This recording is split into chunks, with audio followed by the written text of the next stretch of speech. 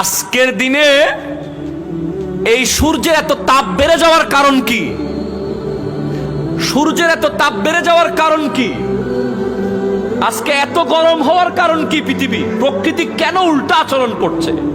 প্রকৃতি কেন বিপরীতমুখী আচরণ করছে? কারণ প্রকৃতিরও একটা খোরাক আছে।